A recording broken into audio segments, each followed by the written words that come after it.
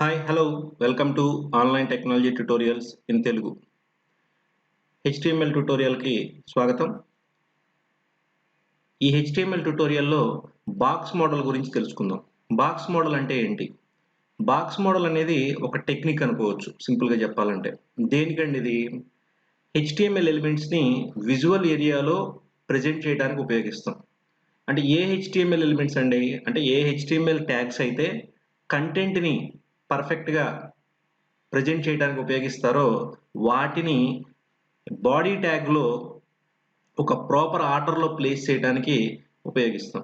So ఇక్కడ body tag లోపల order అంటే దాని అర్థం బాడీ ట్యాగ్లో కంటెంట్ని డిస్ప్లే చేసేటప్పుడు ఏ హెచ్టిఎంఎల్ ట్యాగ్ ఎక్కడ ప్లేస్ అవ్వాలి, ఎలా ప్లేస్ అవ్వాలి అనేటువంటిది చాలా ఈజీగా చెప్పడానికి బాక్స్ మోడల్ ఉపయోగపడుతుంది.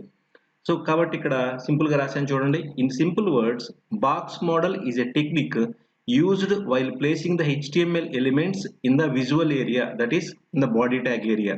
సో ఇక్కడ HTML ఎలిమెంట్స్ అంటే నథింగ్ బట్ HTML ట్యాగ్స్ అని. ఏ ట్యాగ్స్ అండి?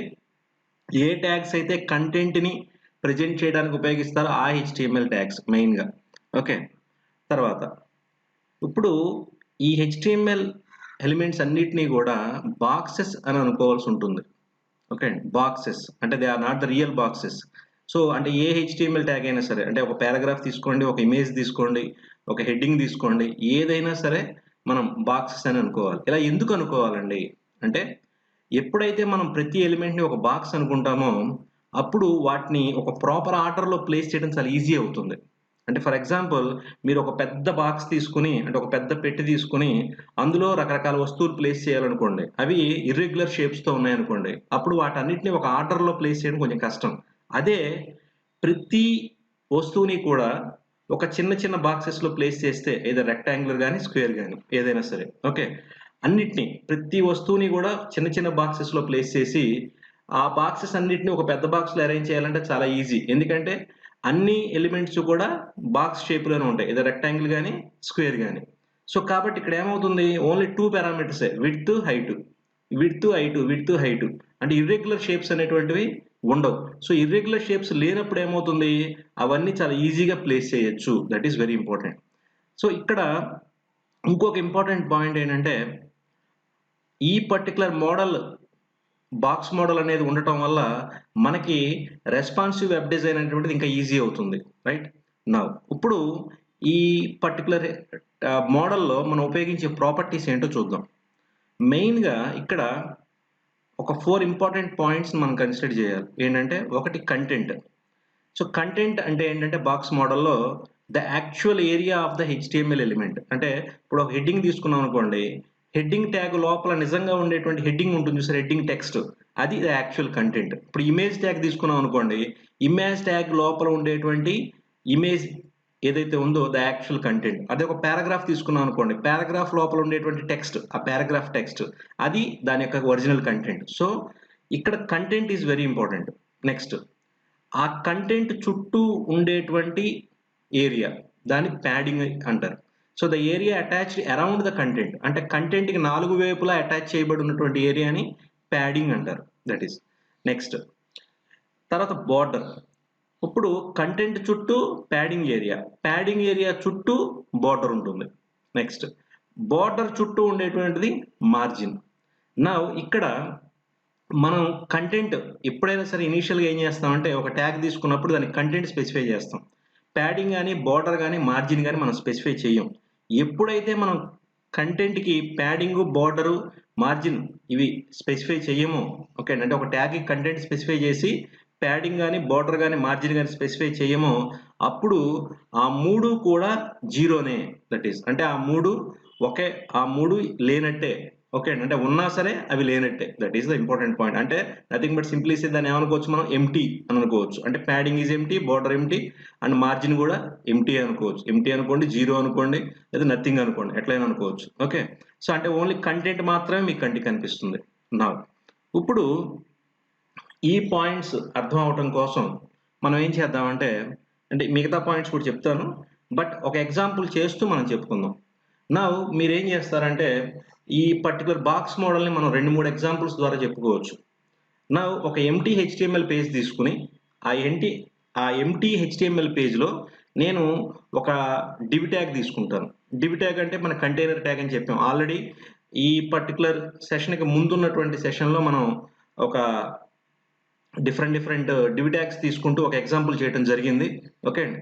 సో, ఇది డైరెక్ట్‌గా ఈ సెషన్ చూస్తున్నటువంటి వాళ్ళు ఆ ప్రీవియస్ వీడియోస్ చూసినట్టయితే మీకు పర్టికులర్ కాన్సెప్ట్ అనేటువంటిది ఈజీగా అర్థమవుతుంది. సో, ఒక డివ్ ట్యాగ్ తీసుకొని ఆ డివ్ ట్యాగ్ లోపల ఒక కంటెంట్ ప్లేస్ చేసి దాన్ని బాక్స్ మోడల్ ద్వారా మేనేజ్ చేసినప్పుడు ఎట్లా ఉంటుంది అనేది చూద్దాం. తర్వాత ఒక డివ్ ట్యాగ్‌తో పాటు ఇంకొక డివ్ ట్యాగ్. ఎందుకంటే 2, 3 ట్యాగ్స్ కలిపి తీసుకున్నప్పుడు ఎట్లా ఉంటుంది? ఇలాంటివన్నీ కూడా మనం చూద్దాం. నేను విజువల్ స్టూడియోని యూజ్ చేస్తున్నానండి. ఈ విజువల్ స్టూడియోలో ఒక హెచ్టీఎంఎల్ పేజ్ తీసుకున్నాను. ఈ హెచ్టీఎంఎల్ పేజ్‌లో బాడీ ట్యాగ్ లోపల నేను 2 డివ్ ట్యాగ్స్ తీసుకున్నానండి. ఒక div tag ID equal to box one, ఇంకొక div tag ID equal to box two అని తీసుకున్నాను. సో, ఇక్కడ ఐడీస్ అనేటువంటివి నేను ఎందుకు తీసుకున్నాను అంటే స్టైలింగ్ అనేటువంటిది మనం ప్రాజెక్ట్ ఆర్కిటెక్చర్ ప్రకారమే స్పెసిఫై చేయడం అనేది ఫస్ట్ నుంచి ప్రాక్టీస్ చేయడం మంచిది. అంతే తప్ప ఇన్‌లైన్ అనేటువంటిది మనం అలవాటు చేసుకోవటం మంచిది కాదు. సో, కాబట్టి మాక్సిమం స్టైల్ ట్యాగ్ ద్వారా గానీ లేదా స్టైల్ షీట్ ద్వారా గానీ మనం స్పెసిఫై చేయడం అనేది మంచిది. ఓకే. ఆల్రెడీ నేను మీకు ప్రీవియస్ వీడియోస్‌లో చెప్పాను. మనం ఫస్ట్ నుంచి కూడా అదే ఫాలో అవుతున్నాం. సో, కొంచెం కష్టమైనా గూడా ఒక్కసారి మనం దాన్ని అలవాటు చేసుకుంటే ఆ తర్వాత అది మనకు చాలా హెల్ప్ అవుతుంది. ఓకే. నౌ ఇప్పుడు ఈ Tamil movie news dot HTML అనేటువంటి హెచ్టీఎంఎల్ పేజ్‌లో నేను ఇవి టైప్ చేయడం జరిగింది. రైట్. ఇప్పుడు ఈ హెచ్టీఎంఎల్ పేజ్ నేను స్టార్ట్ పేజ్ కింద సెట్ చేసుకుంటున్నాను. Set as start page. Now just run చేయండి. So this div tag box1 content used to demonstrate the box model. This div tag box2 content used to demonstrate the box model. So ఇట్లా 2 div tags కూడా ఒకదాని కింద ఒకటి వచ్చినాయి. ఇప్పుడు మీకు అర్థం కావాల్సింది ఏంటంటే ఇది బాక్స్ అని ఎట్లా ప్రూవ్ చేస్తారండి? ఇది బాక్స్ మోడల్‌ని ఫాలో అయింది. ఈ డివ్ ట్యాగ్స్ 2 బాక్స్ మోడల్‌ని ఫాలో అయినాయని ఎలా తెలుస్తుంది మనకి? ఓకే. సింపుల్. ఫస్ట్ ఈ వైట్ ఏరియా అంతా కూడా బాడీ ట్యాగ్ ఏరియా. అంటే బ్రౌజర్ యొక్క విజిబుల్ ఏరియా, బ్రౌజర్ యొక్క క్లయింట్ ఏరియా.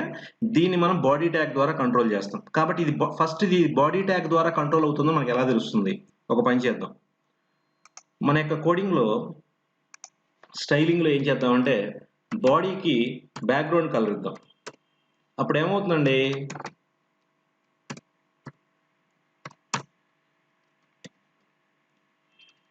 సమ్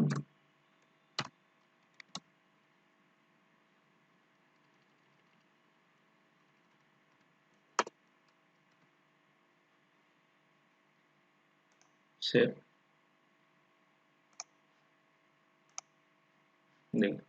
సో మీరు బాడీ ట్యాగ్‌కి బ్యాక్‌గ్రౌండ్ కలర్ ఇచ్చారు.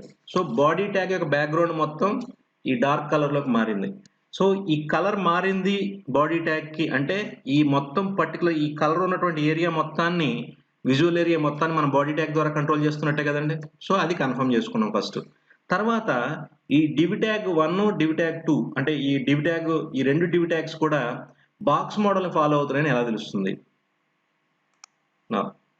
ఇప్పుడు ఇవి ఐడీ ప్రాపర్టీ ద్వారా ఈ డివ్ ట్యాగ్స్ మనం ఐడెంటిఫై చేసాం. ఒక ఐడీకి ఏమో బాక్స్1 ఇంకో దానికి బాక్స్2 అని ఇచ్చాం. Now hash box1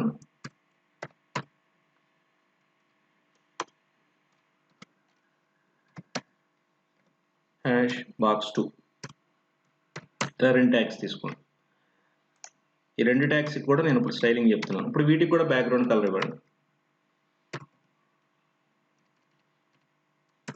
background colour so I will give red.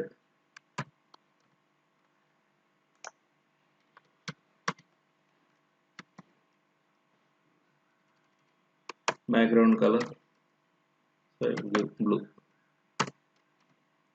Save చేయండి. అప్లికేషన్ స్టాప్ చేసి ఉంటే రన్ చేసుకోవచ్చు. లేదంటే జస్ట్ రిఫ్రెష్ చేస్తే సరిపోతుంది.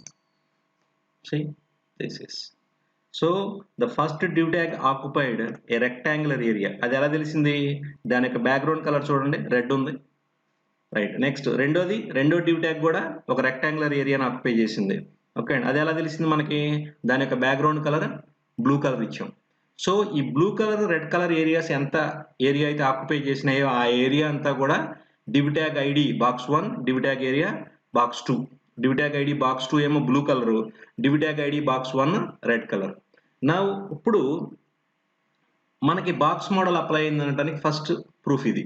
నెక్స్ట్ రెండోది ఇక్కడ చూడండి, కంటెంట్ ఏదైతే ఉందో టెక్స్ట్, ఇదిగోండి ఈ టెక్స్ట్ ఏదైతే ఉందో ఈ టెక్స్ట్ చుట్టూ ఎక్కడా కూడా మనకి బార్డర్ కానీ లేదంటే గ్యాప్ కానీ ఏం లేవు చూడండి. సో కరెక్ట్గా ఎగ్జాక్ట్లీ టెక్స్ట్ ఎంత ఉందో, టెక్స్ట్ ఎంత హైట్ ఉందో రెడ్ కలర్ కూడా అంతే హైట్ ఉంది. ఓకే, ఇక్కడ బ్లూ కలర్ కూడా అంతే హైట్ ఉంది. నా ఇప్పుడు మనం ఏం చేద్దాం అంటే ప్యాడింగ్ యాడ్ చేద్దాం. రైట్, నా ఇక్కడ మీరు ఇంకొకటి ఇంపార్టెంట్ పాయింట్ అర్థం చేసుకోవాల్సింది ఏంటంటే చూడండి, ఈ బాక్స్ మోడల్లో ఇన్సైడ్ టెక్స్ట్ అనేటువంటిది లెఫ్ట్ సైడ్కి అలైన్ అయ్యి ఉంది ఒకటి. రెండు, బాడీ ట్యాగ్ లోపల ఫస్ట్ div ట్యాగ్ ఈ మొత్తం బాడీ ట్యాగ్ విడ్త్ ఎంత ఉంటే అంతా ఆక్యుపై చేసింది. ఓకే, అలాగే నెక్స్ట్ div ట్యాగ్ కూడా ఏమైంది, ఫస్ట్ div ట్యాగ్ కింద వచ్చింది, ప్లస్ ఇది కూడా బాడీ ట్యాగ్ విడ్త్ ఎంత ఉంటే అంత ఆక్యుపై చేసింది. రైట్, ఈ పర్టికులర్ కాన్సెప్ట్స్ మనకి రెస్పాన్సివ్ మోడల్ డిజైన్ చేసేటప్పుడు చాలా బాగా ఉపయోగపడతాయి. ఓకే, కాబట్టి ఇవి చిన్న చిన్న పాయింట్స్ అనుకోవద్దండి, ఈ చిన్న చిన్న పాయింట్సే మనకి రేపు పొద్దున్న చాలా ఎఫెక్టివ్ డిజైన్ చేయడానికి కూడా బాగా ఉపయోగపడతాయి. నా ఇప్పుడు ఫస్ట్ బాక్స్లో ఉన్నటువంటి కంటెంట్కి నేను ప్యాడింగ్ యాడ్ చేస్తున్నాను. ప్యాడింగ్ కోలన్, మనం ఇక్కడ ఎంత యాడ్ చేద్దాం, 10 పిక్సెల్స్ అనుకుందాం ఫర్ ఎగ్జాంపుల్, లేదా 5 పిక్సెల్స్ మీ ఇష్టం, లేదా 10 పిక్సెల్స్ ఇద్దాం, కొంచెం కనిపిస్తుంది. సో బాక్స్ 1కి మాత్రమే ఇచ్చాను నేను. ఓకే, సేవ్ చేయండి, బ్రౌజర్లోకి వచ్చి రిఫ్రెష్ చేయండి. సి కంటెంట్కి నాలుగు వైపులా చూడండి, ఆల్రెడీ రైట్ సైడ్ ఇక్కడ కంటెంట్ విడ్త్ అనేది తక్కువ, ఈ కంటెంట్ అనేటువంటి తక్కువ ఉండటం వల్ల మీకు రైట్ సైడ్ ఎక్కువ స్పేస్ వచ్చినట్లుగా కనిపిస్తుంది, ఎందుకంటే ఇక్కడ బాక్స్ అనేది బాడీ విడ్త్ అంత వచ్చింది కాబట్టి. కాబట్టి ఈ ఈ టెక్స్ట్కి పై భాగంలో, టెక్స్ట్ యొక్క కింద భాగంలో, టెక్స్ట్ యొక్క లెఫ్ట్ భాగంలో చూసినప్పుడు మీకు ఇంతకు ముందు లేనటువంటి ఏరియా, ఓకే అండి, ఏదైతే ఉందో చూడండి గ్యాప్ అనేది వచ్చింది, దీన్ని ప్యాడింగ్ ఏరియా అంటారు. దిస్ ఇస్ నౌ రెడ్ కలర్ని ఇమీడియట్గా ఫాలో అవుతూ బ్లూ కలర్ వచ్చింది, కానీ ఇక్కడ చూడండి మీకు ఈ రెండింటి మధ్య డిఫరెన్స్ చూస్తే తెలుస్తుంది ప్యాడింగ్ అనేటువంటి ప్రాపర్టీ చేసిన చేంజ్ ఏంటి అనేటువంటిది. చూడండి బ్లూ కలర్లో ఎక్కడా కూడా టెక్స్ట్కి పైన కానీ పక్కన కానీ ఎక్కడా కూడా గ్యాప్ లేదు. నా ఇప్పుడు బ్లూ కలర్ కూడా అప్లై చేద్దాం. అది నా బ్లూ కలర్లో ఉన్నటువంటి ట్యాగ్ కూడా ప్యాడింగ్ 10 పిక్సెల్స్, అగైన్ సేవ్ చేయండి, రిఫ్రెష్ చేయండి. దిస్ ఇస్ నౌ ఇప్పుడు మార్జిన్ తెలుసుకుందాం. ఓకే, బోర్డర్ మార్జిన్ ఇంకా రెండు మిగిలినాయి మనకి. ఇక్కడ చూడండి రెడ్ కలర్తో ఉన్నటువంటి బాక్స్ని ఇమీడియట్గా ఫాలో అవుతూ బ్లూ కలర్ ఉంది. నా ఇప్పుడు బోర్డర్, ఈ బోర్డర్ దగ్గర ఈ ప్రాపర్టీ గురించి మనం ప్రాపర్టీస్ గురించి నెక్స్ట్ ఎగ్జాంపుల్స్లో ట్యాగ్స్ గురించి ప్రాపర్టీస్ గురించి ఇంకా డీటెయిల్గా వెళ్తూ ఉన్నప్పుడు నేను ఇంకా క్లియర్గా చెప్తాను. జనరల్గా ఒక ప్రాపర్టీకి ఒక వాల్యూ ఉంటుందండి, కానీ కొన్ని ప్రాపర్టీస్కి ఒకటి కన్నా ఎక్కువ వాల్యూస్ కూడా ఉంటాయి. నా ఇప్పుడు బోర్డర్, ఓకే, ఈ బోర్డరు ఎంత సైజుతో కావాలి, సపోజ్ ఫర్ ఎగ్జాంపుల్ 5 పిక్సెల్స్ సైజుతో కావాలి. నెక్స్ట్ ఈ బోర్డరు ఎలా కావాలి, డాటెడ్ లైన్గా కావాలా లేక థిక్ లైన్లో కావాలా, ఎలా కావాలి, సాలిడ్ లైన్తో కావాలి, ఏ కలర్తో కావాలి, okay, suppose for example green కలర్లో కావాలి. నా సో ప్యాడింగ్ ఏరియా తర్వాత కదా మనం బార్డర్ వస్తుందని చెప్పామండి. నా సేవ్ చేయండి, నేను బాక్స్ 1కి మాత్రమే స్పెసిఫై చేశాను మీకు డిఫరెన్స్ తెలియడం కోసం. నా రిఫ్రెష్ చేయండి. నా సి సో ఫస్ట్ కంటెంట్, ఇదిగోండి ఇది కంటెంట్ చుట్టూ ఉన్నది ప్యాడింగ్ ఏరియా. ఓకే, దాని చుట్టూ ఉన్నది గ్రీన్ కలర్ ఏరియా, అది బార్డర్. ఓకే రైట్, సో ఇక్కడ బార్డర్ కూడా చూడండి 5 పిక్సెల్స్ థిక్నెస్ వచ్చింది. నా ఇప్పుడు రెండో బాక్స్ కూడా ఇద్దాం అట్లా.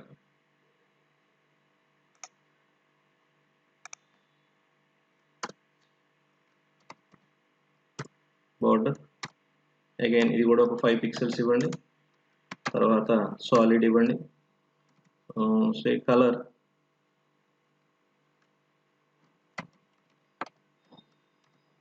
ఎల్లో ఇవ్వండి, సేవ్, బ్రౌజర్లోకి వచ్చి రిఫ్రెష్ చేయండి.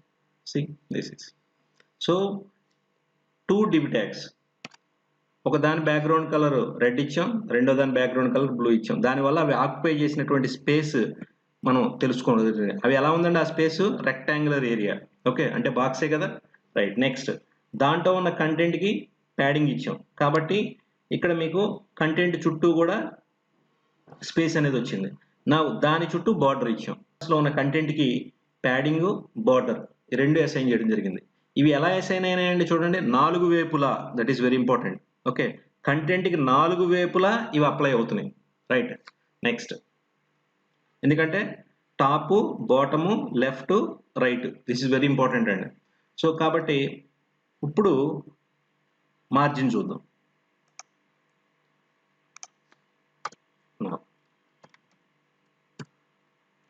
Margin say I will give 5 pixels.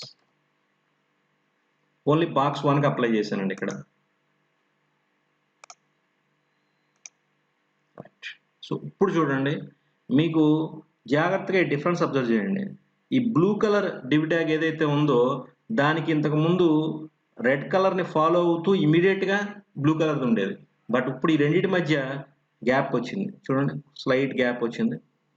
So అంటే మార్జిన్ అనేటువంటిది ఎందుకు ఉపయోగపడుతుంది అంటే, రెండు HTML ఎలిమెంట్స్ మధ్య గ్యాప్ తీసుకురావడానికి మార్జిన్ ఉపయోగపడుతుంది. That is very important point, you need to remember.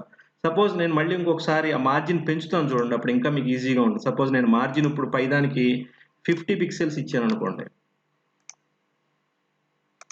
4 వైపులా ఎలా ఎఫెక్ట్ అవుతుందో చూడండి. రీఫ్రెష్ చేస్తాను. This is see 50 pixels, left side, top, bottom and right side also. This is చూడండి, 4 వైపులా మార్జిన్ ఎఫెక్ట్ అయింది.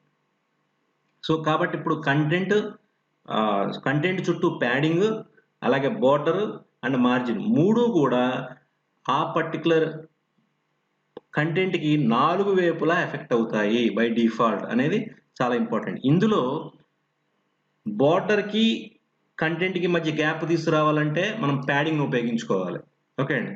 అలాగే ఒక HTML ఎలిమెంట్కి ఇంకొక HTML ఎలిమెంట్కి మధ్య గ్యాప్ తీసుకురావాలంటే మార్జిన్ ఉపయోగించుకోవాలి. That is very important.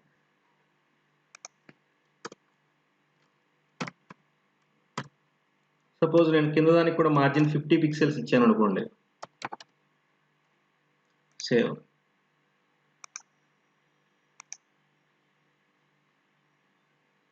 చూడండి,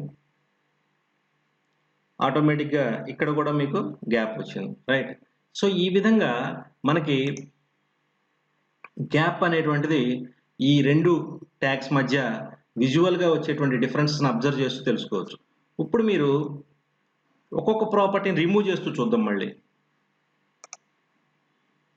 సపోజ్ ఇక్కడ మీరు చూడండి, ఈ టెక్స్ట్ చుట్టూ రెడ్ కలర్ ఉంది.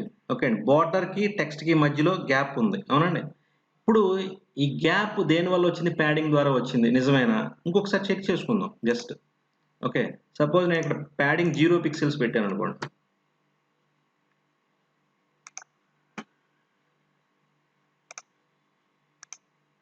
దిస్ ఇస్ చూసారా? సో కాబట్టి ప్యాడింగ్ అంటే ఏంటంటే, టెక్స్ట్కి బార్డర్కి మధ్య గ్యాప్ రావాలనుకున్నట్టయితే మనం ప్యాడింగ్ యూజ్ చేయొచ్చు. సపోజ్ మళ్ళీ ఇక్కడ నేను 10 పిక్సెల్స్ చేస్తాను.